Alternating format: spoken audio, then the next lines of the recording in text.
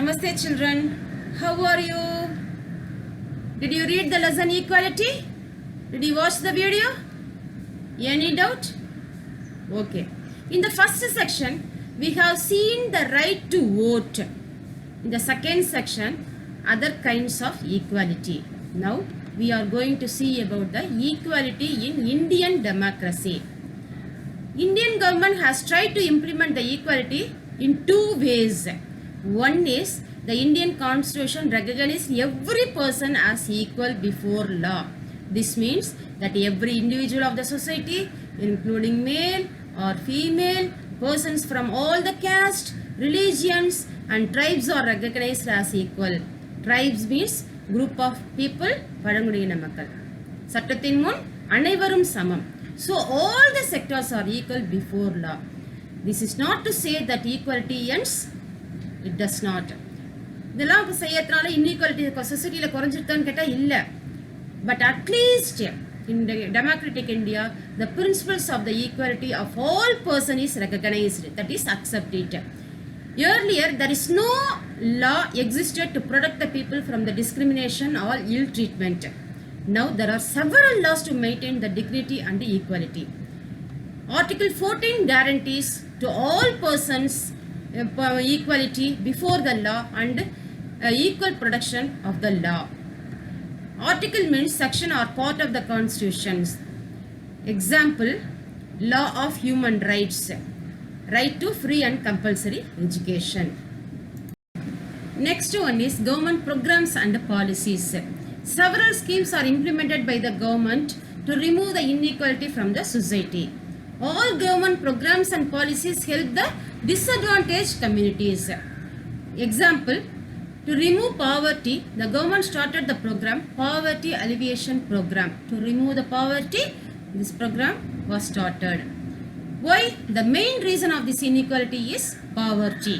Like this, lot of schemes are implemented to improve the lives and communities of the individual actually who have been treated unequally. யாரெல்லாம் சமமா நடத்தலையோ அவங்களுக்காக.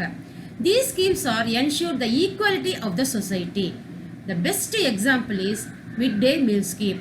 This refers to the program introduced in all the government elementary schools to provide children with cooked lunch. Tamil Nadu was the first state in India introduced this scheme. In 2001, the Supreme Court asked all state governments began to this program in their schools within 6 months. The program has many positive effects. One is earlier the student went to home for lunch but they were not returned to the school due to the poverty. Now poor children are started to attend the school regularly due to the midday meals and reduce the dropout from the school. Dropout na பாதியிலே படிப்பை நிறுத்திடுறது. Even though the government program play an important role in increasing the equality and opportunity in the society, still need to be done to remove the inequality from the society.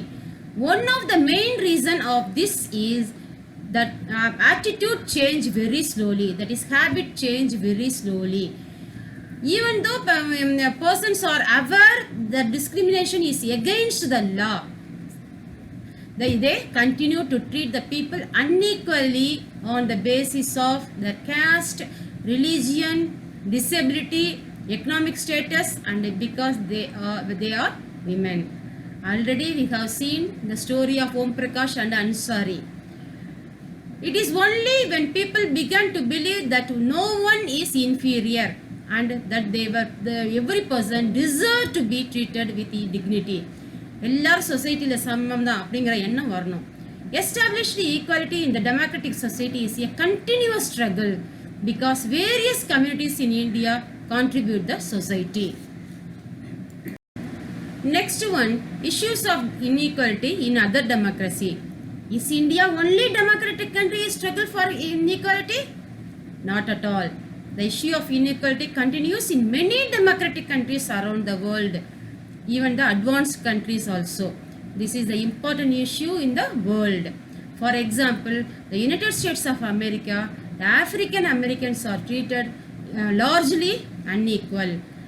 That African American, Africans, those who are come from Africa to America as a slave. Prior, African Americans were treated extremely unequally in the United States and denied equality through law. For example, when traveling by bus, they either had to sit at the back of the bus or get up from their seat whenever a person wished to sit. That white people wish to sit. White people வந்து உட்காரணும்னு நினைச்சாங்கன்னா அவங்க எழுந்தணும், இல்லாட்டி இவங்க பின்னாடி போய் உட்காரணும்.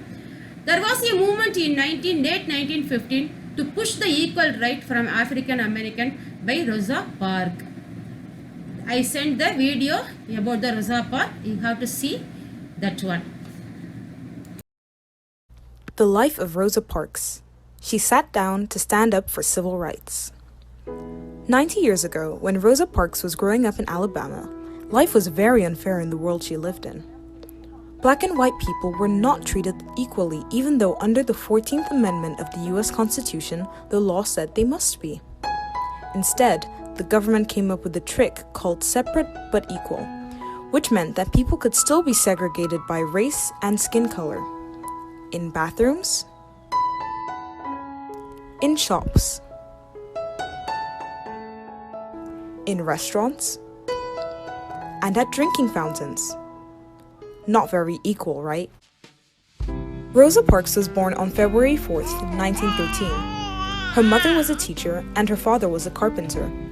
When her parents separated, she moved to Montgomery in Alabama to live on her grandparents' farm.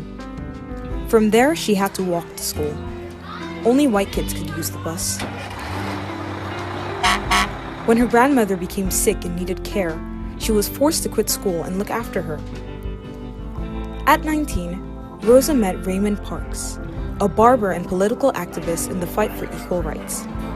They fell in love and soon they got married. Now, with his encouragement, she went back to studying and finished high school.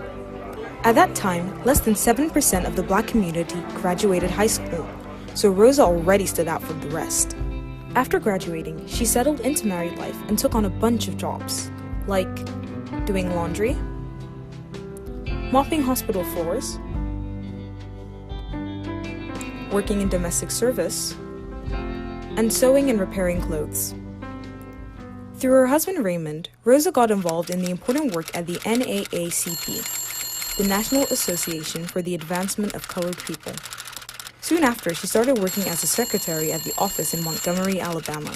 She was busy investigating cases of racial injustice. What makes Rosa Parks so famous is what she did on December 1st, 1955. First, you gotta know that, at the time, the buses in Montgomery were divided. A seating area for white people, and a seating area in the back for black people. If more white passengers needed seats, then black passengers had to move further back and stand. If there was no standing room, they had to get off the bus. That's how unequally people were treated. After a long day at work, Rosa caught the bus home. She was worn out, physically tired, and tired of all the unfairness she saw around her. She took her seat, but as the bus filled up, 2 or 3 white passengers were left standing. The bus driver asked Rosa to give up her seat and move to the back. She politely refused and stayed put. Think what guts that takes. I felt a determination cover my body like a quilt on a winter's night, she later said. The driver called the police and she was arrested and put in jail. On Monday, December 5th, 1955, the day of Rosa's trial for disorderly conduct where she was found guilty, the black community of Montgomery were organized, determined, and ready to act with a peaceful protest. They handed out leaflets that said, "We are asking every Negro to stay off the buses Monday in protest of the arrest and trial. You can afford to stay out of school for one day. If you work, take a cab or walk. But please, children and grown-ups, do not ride the bus at all on Monday."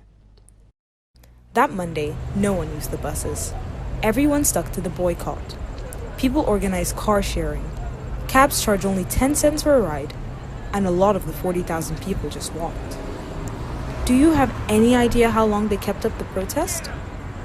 381 days. That's more than a year. Imagine how tough that must have been. Their victory came a year later when the Supreme Court said the segregation on public transport was against the law.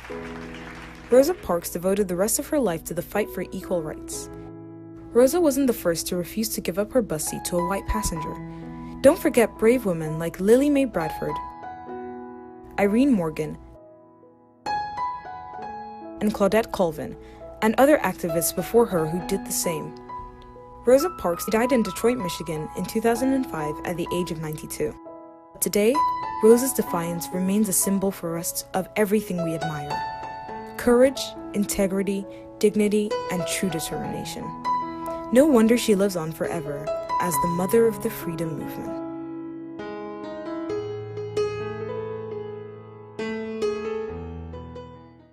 At last, we have to see about the challenge of democracy. No country can be described as being completely democratic. In our daily life, some of the issues are created here and there. So, the inequality is a great challenge of all democratic countries. All the governments are tried to remove the inequality from the society and maintain the dignity. Clear, students? Dear students, see the film Diva. You can find out the explanation about the film in page number 9. Thank you, children.